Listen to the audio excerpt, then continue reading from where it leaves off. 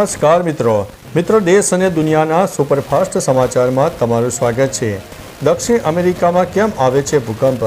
દક્ષિણ અમેરિકામાં વારંવાર ભૂકંપ આવે છે, ખાસ કરીને રિંગ ઓફ ફાયર વિસ્તારમાં, જ્યાં પૃથ્વીની પ્લેટો ઘર્ષણ અને અથડામણ કરે છે। ખાસ કરીને નાગ્ઝા પ્લેટ સબમર્જન પ્રોસેસના કારણે દક્ષિણ અમેરિકન પ્લેટની નીચે ડૂબી રહી છે, જે મોટા સ્તરે ઉર્જા ઉત્પન્ન કરે છે। આ ઉર્જા નિયત સમય પ્રવૃત્તિમાં આવે છે અને ભૂકંપના આંચકાનું કારણ બને છે। આ એથલેટિક્સન ટેક્ટોનિક પહોંચી અને સબડક્શનની ઘટનાઓ સાથે જોડાયેલી છે। મિત્રો, અન્ય મહત્વના સમાચારની વાત કરીએ તો કાલુપુરની 102 દુકાનો ખાલી કરવાની નોટિસથી હોબાળો।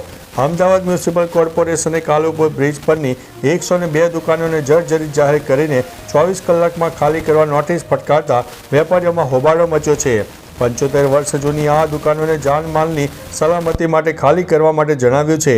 વેપારી મહાસંગઠનનો આરોપ છે કે દિવાળી ટાણે એકાએક નોટિસ આપી ગેરવ્યાજબી છે, કારણ કે આ દુકાનો 99 વર્ષના ભાડા પર પટ્ટા ઉપર આપેલી છે। મિત્રો, અન્ય મહત્વના સમાચારની વાત કરીએ તો સુરતમાં સાયબર ફ્રોડ ગેંગનો પર્દાફાશ, 155 એકાઉન્ટ મળ્યા। સુરત સાયબર સેલે અમરોલી અને કોસાળમાં દરોડા પાડીને સાયબર ફ્રોડ કરતી ગેંગનો પર્દાફાશ કર્યો છે। પોલીસે બાતમીના આધારે દરોડા પાડીને પ્રવીણ દાદલ નામના આરોપીને ઝડપી પાડ્યો છે, જે દુબઈ સ્થિત માફિયાઓને બેંક કીટ અને સિમ કાર્ડ પહોંચાડતો હતો। તપાસમાં 155 બેંક એકાઉન્ટમાંથી 45 કરોડના ટ્રાન્ઝેક્શન થયા હોવાનું સામે આવ્યું છે। એક એકાઉન્ટ કીટ ભાડે મેળવવા માટે 1.75 લાખ કમિશન મેળવતો હતો। મિત્રો, અન્ય મહત્વના સમાચારની વાત કરીએ તો અક્ષય કુમારે કરી વડનગરની મુલાકાત। બોલિવૂડ અભિનેતા અક્ષય કુમારે વડનગરની મુલાકાત લીધી। અક્ષય કુમારે પૌરાણિક હાટકેશ્વર મહાદેવના દર્શન કરીને પૂજા અર્ચના કરીને આશીર્વાદ લીધા હતા। તેમણે વડાપ્રધાન નરેન્દ્ર મોદીના શૈશવકાળની શાળાની મુલાકાત પણ લીધી। આ સાથે કુમારે આર્કિયોલોજીકલ મ્યુઝિયમની મુલાકાત લઈને ઐતિહાસિક મહત્તા નિહાળી। આ દરમિયાન બોલિવૂડ અભિનેતાને જોવા માટે મોટી સંખ્યામાં લોકો એકઠા થયા હતા। મિત્રો, અન્ય મહત્વના સમાચારની વાત કરીએ તો અખિલેશ યાદવનું ફેસબુક એકાઉન્ટ બ્લોક। સમાજવાદી પાર્ટીના અધ્યક્ષ અખિલેશ યાદવનું સત્તાવાર ફેસબુક એકાઉન્ટ શુક્રવારે સાંજે બ્લોક કરી દેવાયું છે। 70 લાખથી વધુ ફોલોઅર્સ ધરાવતા આ પેજ ઉપર અનેક ખરાબ પોસ્ટોને કારણે ફેસબુકે આ પગલું તેની પોલિસી હેઠળ લીધું છે। જોકે સમાજવાદી પાર્ટી આને કેન્દ્ર અને રાજ્ય સરકારનું ષડયંત્ર ગણાવીને અઘોષિત કટોકટીનો આરોપ લગાવ્યો છે। સરકારી સૂત્રોએ સરકારી સંડોવણીનો સ્પષ્ટપણે ઇનકાર કર્યો છે। મિત્રો, અન્ય મહત્વના સમાચારની વાત કરીએ તો સુપ્રીમ કોર્ટે કહ્યું, વોટ્સઅપ કેમ સ્વદેશી એપ્લિકેશન અપનાવો। સુપ્રીમ કોર્ટે દેશભરમાં સોશિયલ મીડિયા એકાઉન્ટને સસ્પેન્ડ કે બ્લોક કરવા માટેના નિયમો બનાવવાની માગ કરતી અરજીને ફગાવી દીધી છે। જસ્ટિસ વિક્રમનાથની બેન્ચે અરજદારોને પૂછ્યું છે કે વોટ્સઅપની એક્સેસને મૂળભૂત અધિકાર કેવી રીતે ગણી શકાય। કોર્ટે અરજદારોને સ્વદેશી મેસેજિંગ એપ્લિકેશન અર્ટાઈ અપનાવવાનું સૂચન કર્યું છે। ઉલ્લેખનીય છે કે અર્ટાઈ ડાઉનલોડમાં તાજેતરમાં 100 ગણો વધારો થયો છે। મિત્રો, અન્ય મહત્વના સમાચારની વાત કરીએ તો ભારતીય નેવીમાં આવશે રોલ્સ રોયસનું યુદ્ધ જહાજ। બ્રિટિશ કંપની રોલ્સ રોયસે ભારતીય નૌકાદળ સાથે ભાગીદારી કરીને ભારતનું પ્રથમ ઇલેક્ટ્રિક યુદ્ધ જહાજ બનાવવામાં રસ દર્શાવ્યો છે। કંપની હાઇબ્રિડ, ઇલેક્ટ્રિક અને કુલ ઇલેક્ટ્રિક પ્રોપલ્શન સિસ્ટમ પ્રદાન કરશે, જે ઇંધણ બચાવવા અને ઓપરેશનલ રેન્જ વધારવા માટે ડિઝાઇન કરવામાં આવી છે। રોલ્સ રોયના MT-30 એન્જિનની શક્તિ પ્રદર્શન કરવા માટે તેનું યુદ્ધ જહાજ HMS Prince of Wales Mumbai આવ્યું હતું। મિત્રો, અન્ય મહત્વના સમાચારની વાત કરીએ તો ખોટા એકાઉન્ટમાં પૈસા ટ્રાન્સફર થાય તો જો તમારાથી ભૂલથી ખોટા ખાતામાં પૈસા ટ્રાન્સફર થાય તો તાત્કાલિક ધોરણે તમારી બેંકને જાણ કરો। બેંકના કસ્ટમર કેર ઉપર સંપર્ક કરો અથવા તો બ્રાન્ચમાં જઈને લેખિતમાં ફરિયાદ કરો। ટ્રાન્ઝેક્શન આઈડી, તારીખ, સમય, રકમ અને ખોટા ખાતાની વિગતો આપવી જરૂરી છે। સ્ક્રીનશોટ અને બેંક સ્ટેટમેન્ટ જેવા પુરાવા સાથે રાખો।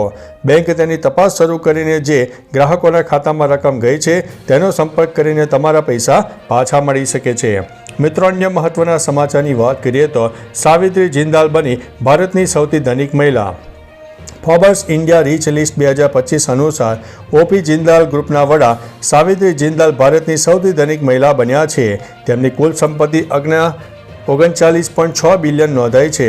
આ સાથે તેઓ મુકેશ અંબાણી અને ગૌતમ અદાણી પછી દેશના ત્રીજા સૌથી ધનિક વ્યક્તિ બન્યા છે।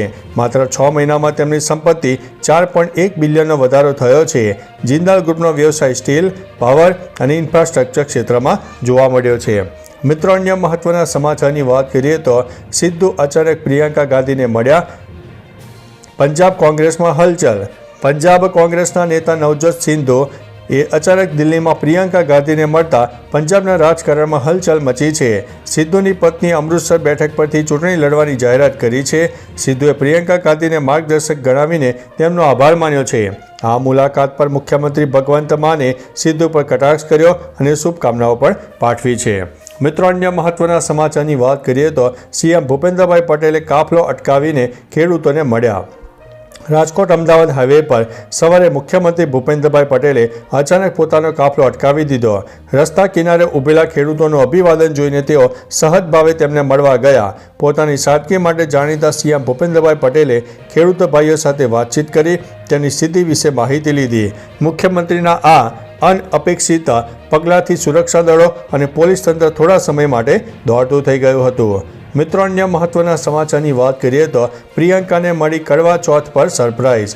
શુક્રવારે ફિલ્મ જગતની હસ્તીઓએ કરવા ચોથની ઉજવણી ખૂબ જ ઉત્સાહથી કરી. અભિનેત્રી પ્રિયંકા ચોપરાએ ઇન્સ્ટાગ્રામ પર ન્યૂયોર્કમાં તેના પતિ નિક જોનાસ સાથેના કેટલાક સુંદર ફોટા શેર કર્યા.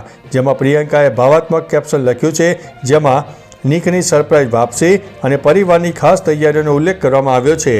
તેણે કહ્યું છે કે નિક સાથે ઉપવાસ ખોલવો એ તેનું સ્વપ્ન હતું. મિત્રો, અન્ય મહત્વના સમાચારની વાત કરીએ તો શુભમન ગિલે રચ્યો છે ઇતિહાસ. દિલ્હી ટેસ્ટમાં કેપ્ટન શુભમન ગિલે શાનદાર બેટિંગ કરી હતી. તેની બીજી ટેસ્ટ શ્રેણીમાં 5મી સદી ફટકારી છે અને માત્ર 12 ઇનિંગમાં કેપ્ટન તરીકે 5 સદી બનાવવાનો રેકોર્ડ બનાવ્યો છે. વિરાટ કોહલી પણ આ કારનામું કરી શક્યો નથી. ભારતમાં આ રેકોર્ડ સુનિલ ગવાસ્કર પાસે છે, જેમણે 10 ઇનિંગમાં 5 સદી ફટકારી છે. વિશ્વમાં સૌથી ઝડપી રેકોર્ડ ઇંગ્લેન્ડના એલિસ્ટર કુકના નામે છે, જેમણે 9 ઇનિંગમાં આ સિદ્ધિ મેળવી લીધી હતી. તો ચાલો મિત્રો, ફરીથી દેશ અને દુનિયાના સુપરફાસ્ટ સમાચાર લઈને મળતા રહીશો. ત્યાં સુધી અમને રજા આપશો. નમસ્તે.